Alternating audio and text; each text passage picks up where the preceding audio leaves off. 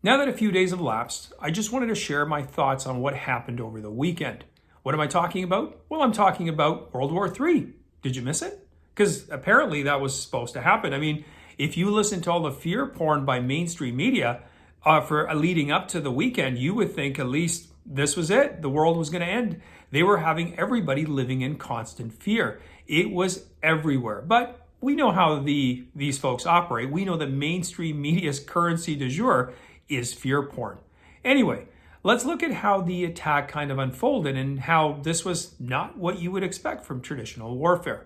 First off, to me, when I watched the footage as it was unfolding, I found it to be kind of choreographed, almost orchestrated.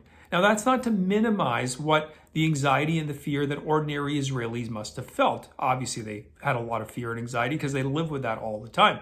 But realizing that 200, whatever, 300 drones were launched that would take 8 to 9 hours to get to Israel seemed like that was kind of like a deflating moment. I mean, in fact, you would have many ways, many countermeasures that could deal with them well in advance. As it turns out, that's exactly what happened. Virtually none of them made it through. Now, there were a few missiles launched as well, which go much faster, which also got countermeasured and taken out in due course. Now, the mullahs, the Iranians, had no choice but to retaliate. Why? Well, the Israelis on April 1st had attacked one of their embassies and killed one of their top officials. And if you're in the Middle East, it's all about alpha, baby. You have to be displaying strength all the time. If you're seen as weak, especially if you're the Iranians suppressing and oppressing your own people, you can't be seen as weak. As soon as you do that, you're going to get overthrown. And the mullahs had to do that. But they also did want to piss off the Americans. Well, why? Well, because the Americans have been very generous giving them funds. Now, you might say, well, wait a minute, that doesn't make any sense. What are you talking about? I thought the Iranians were under some kind of a embargo financially and all of these other kinds of things, basically preventing them from being able to enrich uranium and make nuclear weapons. Well, you would think so, but let me share with you a few tidbits of recently released money that went to the Iranians. $10 billion on November 2023. The Biden regime reapproved a sanctions waiver that unlocked upwards of $10 billion in frozen funds of Iraqi payments for Iranian energy.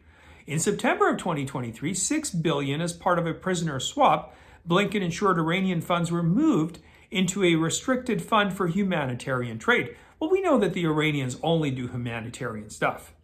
$10 billion in July of 2023. Anthony Blinken signed a national security waiver allowing Iraq to deposit payments for Iranian energy into non-Iraqi banks in third countries instead of into restricted accounts. I wonder what those third countries did. Do you think they moved some of that money? Probably not. $3.42 billion in August of 2021. The IMF sent $3.42 billion to Iran in special drawing rights. The Biden administration at the time had the authority to stop the transfer, but they just chose not to. Maybe he was kind of asleep or something. 80 plus billion since 2021. Iran's oil exports have surged, breaking records because the Biden administration has, guess what? Eased enforcement of sanctions, allowing an explosion of illicit purchases, mostly by our good friends, China. 3.8 billion since 2021. Iran has turned to the sale of petrochemicals to avoid a Trump-era sanction. Sales have surged thanks to Biden because, Biden, he's asleep at the wheel. 1.6 billion since 2021. The Trump administration imposed sanctions on Iran's steel industry, which the Biden administration hasn't enforced at all. So you have to kind of think, where does Iran get all their money? Seems kind of odd, no way? So that is how they're able to afford all these things. And they usually do a lot of kind of measures by using proxy states and other groups that they fund, Hamas or Hezbollah or whoever you want, because they're flush with cash. And they will use these proxies to go against Israel. But in this case, they were very restrained. But the other thing you have to realize is that Iran isn't a super force. These are not people who could take on or conquer another nation like that. They're not militarily that mighty. What they are, though, is they're very cunning and clever, and they do guerrilla warfare. They attack, that methodology. It's terrorism, and it works in their world.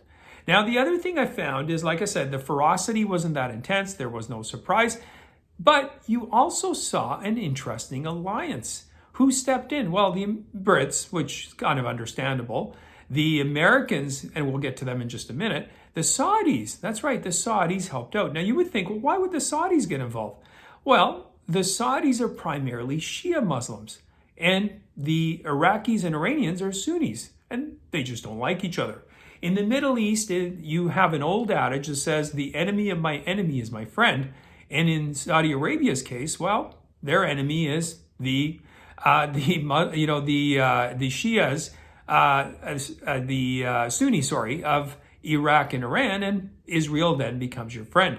Now, the interesting thing also is how Joe Biden did all of this, or, stepped in, or the U.S. kind of helped with the countermeasures. And now you would think that seems odd, no? Well, it's interesting because Joe Biden is walking a tightrope these days. His base, his crazy base, his leftist base, certainly don't like Israel at all. They would just want death to the Jews. That's totally understandable because that's how they operate. However, his donor class, his old type of Democrats, the classic Democrats, they like Israel. So Joe had kind of a situation where he had to be seen as doing something. And he said, look, Israel, see how I've defended you? Look, we care about Israel. Who can say we don't? But what was interesting was that defense was tied to the way that Israel could respond, the countermeasure. And they were not allowed to really respond at all. And if they were, it would have to be approved by the Americans. And Joe Biden clearly said that there should be no response by Israel at all because Israel got the win. They proved that they could thwart this evil empire, this Iranian mullahs and their attack. But again, remember, folks, that attack was not very ferocious and it was well orchestrated. So this allowed Joe Biden to save face and kind of work both sides of the street because, after all, there is an election in the U.S. and he doesn't want to be losing support among Arabs, among Muslims, and he wants to keep that. But at the same time, he also doesn't want to lose the donor money by the Israelis and the Jewish people that live in the U.S. So he had his own agenda in that situation. Now, there were a couple of other Middle East neighbors that helped Israel, and you would think, again, odd. But no, they don't necessarily want the type of regime or the type of individuals that live in Iran to come into their countries because they don't want an overthrow of their own government. There is a lot of stuff that happens in the Middle East that we're not that familiar with or that versed in because we kind of think about it in our own lens of our own worldview. But you have to remember, a lot of these rivalries, a lot of this animosity towards one another goes back thousands of years, and they're not about to go away. The people feel the way they do, and that's just the way it is. But this was a great opportunity for the West to say, see, we defend Israel. We care about Israel. Look how we looked after them. But at the same time, as said Israel, hey, we looked after you. Just remember, we're providing you protection. So if we're providing you protection, it's by our rules that you're going to play. That is the interesting thing. And like good government, like I've said to you many a time, where government creates the problem and then comes to offer to fix it, look at all the billions of dollars that the U.S. government under Biden has given to the Iranians or allowed them to have access to. That is what funds the ongoing conflicts that happen out in that region.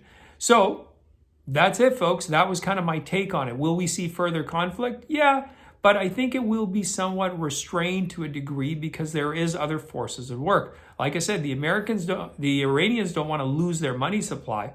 It's just too good and it's too enriching for the people that live high on the hog. The other thing is Netanyahu and the Israelis know that they've lost some support in America, and it's not exactly, it's not like Joe Biden's got their back. So they have to be careful what they do. What does it all mean? It means that 2024 will continue to be interesting, and we'll just keep an eye on it. And like I said, I'm happy to hear what your thoughts on it are as well. Please chime in, and I will see you next time.